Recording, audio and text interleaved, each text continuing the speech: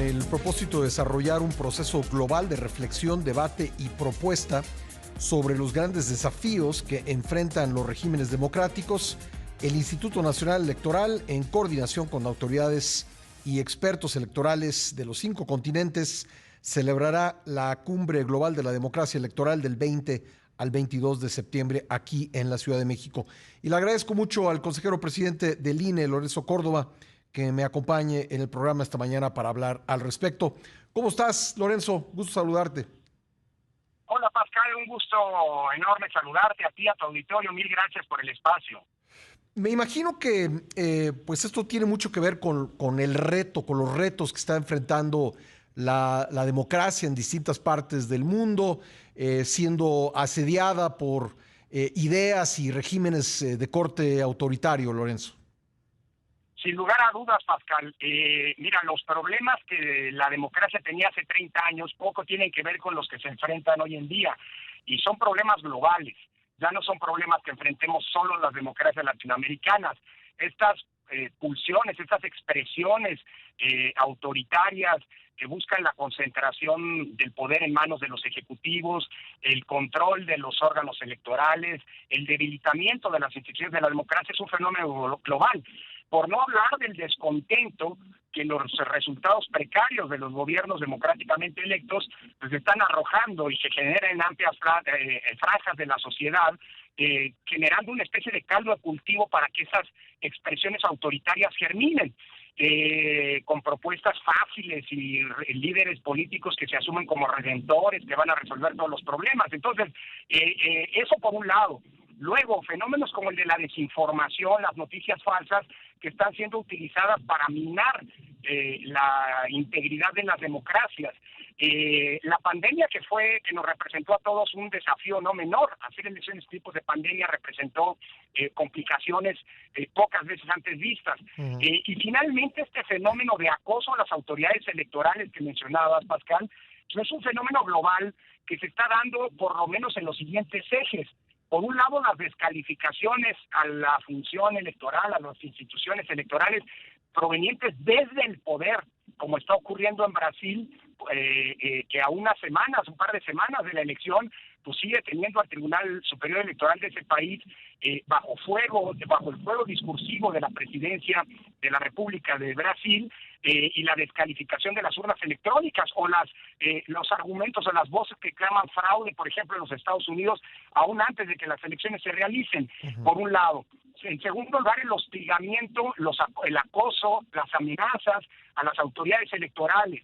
En tercer lugar, la reducción de los presupuestos que están comprometiendo la capacidad operativa de los órganos electorales en muchos lados.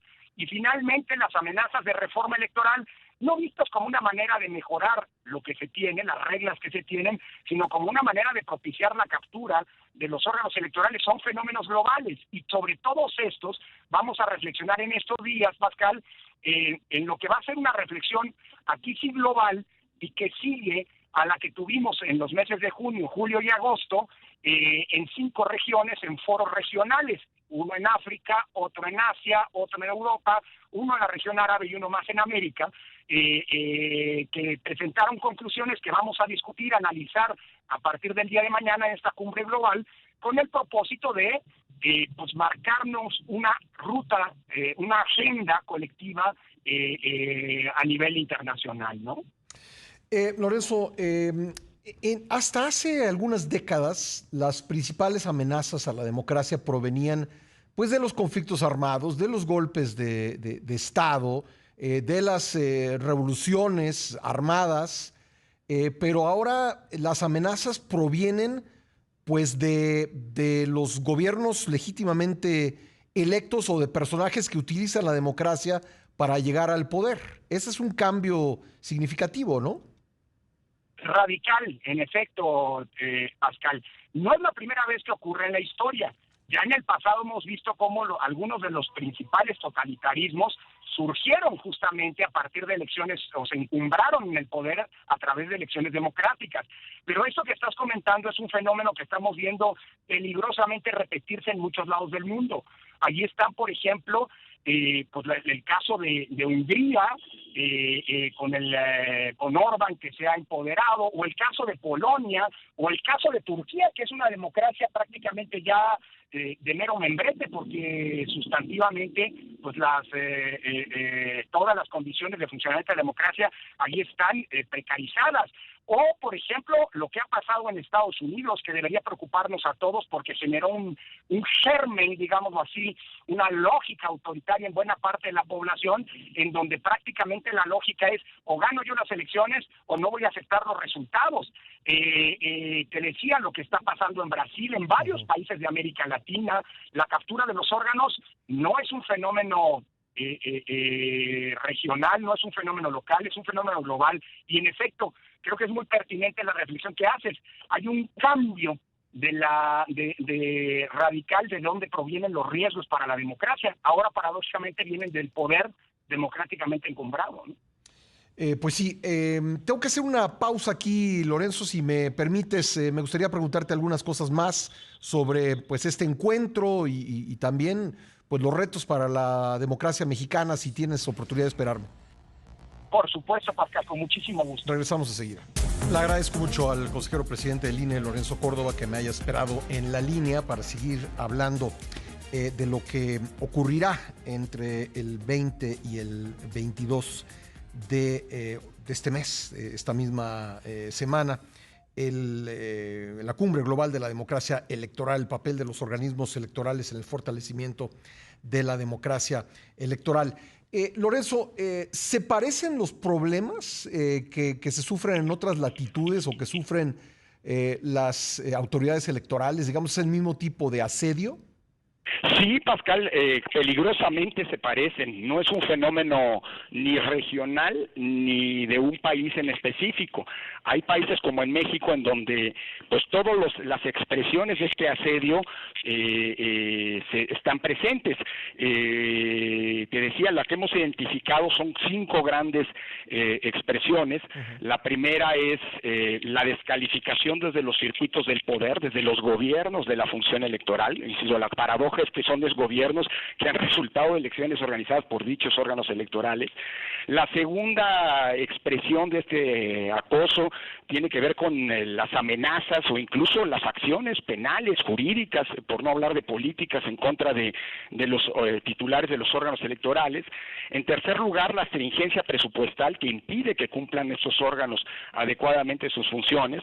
En cuarto lugar, la reforma electoral utilizada como un mecanismo para capturar a los órganos electorales, y finalmente la captura a partir de la colonización de los órganos electorales. Y te pongo ejemplos de otras regiones del mundo. Por ejemplo, la descalificación que está haciendo el presidente Bolsonaro del Tribunal Superior Electoral, uno de los órganos que coorganizan con el INE este espacio, de cara a las elecciones del próximo 2 de octubre, pues es muy preocupante, ¿no? En segundo, o lo que hizo el presidente Trump, descalificando o argumentando un fraude, antes incluso que las elecciones se llevaran a cabo en el año 2000. En Perú, por ejemplo, los titulares de los órganos electorales han sido agredidos físicamente, y en Bolivia el expresidente del Tribunal Electoral pues tiene una persecución penal que le impide regresar a su país, a pesar de que él organizó la elección que volvió a ganar el MAS. El tema del presupuesto pues no es normal, no es solamente un asunto mexicano.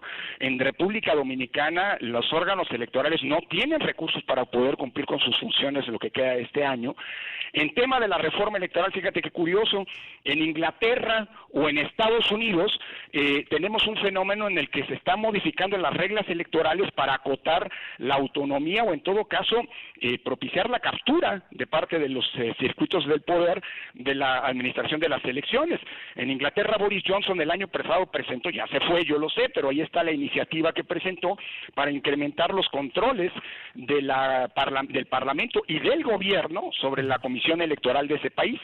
Y finalmente el tema de la captura del nombramiento de personajes a modo para cumplir esta función, pues basta ver qué pasó en El Salvador, por cierto, donde el presidente Bukele volvió a llamar la atención con declaraciones de que ahora va a buscar la reelección, aunque la constitución de su país se lo prohíbe. Bueno, el presidente logró que el actual jefe de informática, de los sistemas de informática del Tribunal Electoral de ese país, fuera quien hasta unos días antes había sido el responsable de operar sus redes sociales. Es decir, se trata de fenómenos globales que en mayor o en menor medida están presentándose en varios lados, bajo ese libreto, Pascal, pues que ha llevado a, insisto, a estos intentos de captura, de erosión de la integridad electoral, paradójicamente desde el poder que se benefició de condiciones democráticas para acceder al mismo, ¿no? Ahora, esto se da en conjunto, por lo menos yo lo veo así, me gustaría tu opinión, con un descrédito de la democracia que se ha ido construyendo paulatinamente y cuya base, creo, o parte de la base, creo que tiene que ver con que a la democracia se le pide que haga cosas para la que no está facultada o no ha sido creada, como por ejemplo digamos, el descenso en el nivel de vida en algunos países se atribuye, o la falta de oportunidades se atribuye a la democracia, como si la democracia hubiera provocado esos fenómenos y no los gobiernos en turno o las políticas públicas que estos ponen en práctica. Tienes toda la razón, Pascal. De hecho, parte de los problemas que estamos viendo hoy resultan de ese problema estructural que es de la pérdida de confianza, el descenso en el aprecio que grandes franjas de la sociedad están teniendo respecto de la democracia. Y creo contigo que parte de la problemática, de ese descrédito, esta falta de confianza, esta pérdida de confianza, que se traduce luego en que, por ejemplo, instituciones como los parlamentos y los partidos sean de las instituciones menos apreciadas por la ciudadanía, cuando son los dos pilares fundamentales. Sin partidos y sin parlamentos no hay democracia, así de sencillo. Pero eso es producto, en efecto, de que a la democracia se le pidió cosas que la democracia per se no va a dar.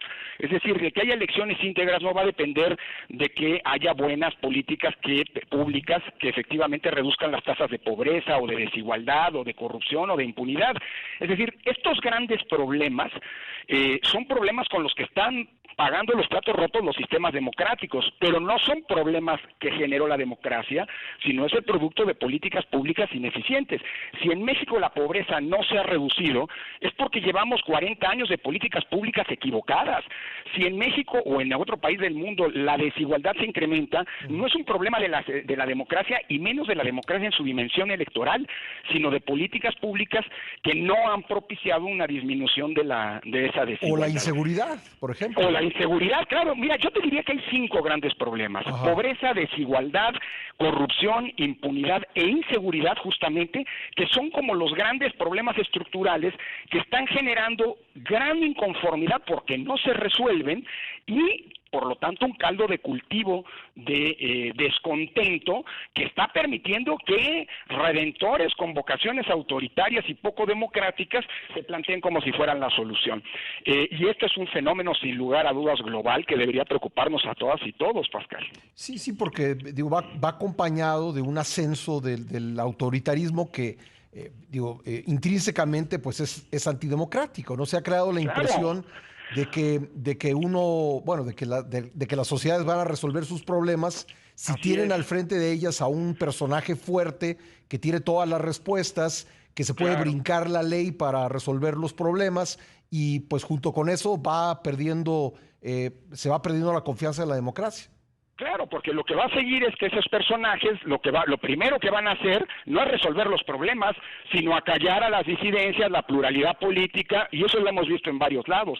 Fíjate que ahora que comentabas esto, Pascal, me vino a la mente un estudio que realizó Dante Caputo para el PNUD, un famoso, un especialista en cuestiones electorales argentino, que en el año 2003 presentó, y vale la pena recuperarlo, el primer informe sobre el estado de la democracia latinoamericana. Lo hizo para el PNUD.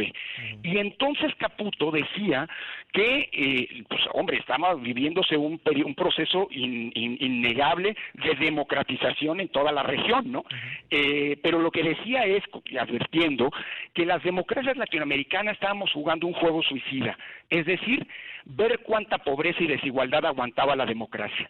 Y aunque no depende de la democracia resolver eso depende, como bien decías, de políticas públicas adecuadas, pues la democracia puede acabar pagando los platos rotos si estos problemas siguen estando allí, porque son problemas que legítimamente van a llegar a la gente a hartarse, ¿no? Claro. El problema es que ese hartazgo no se canalice adecuadamente en contra de malos gobiernos, de malas políticas públicas, sino en contra de la democracia misma.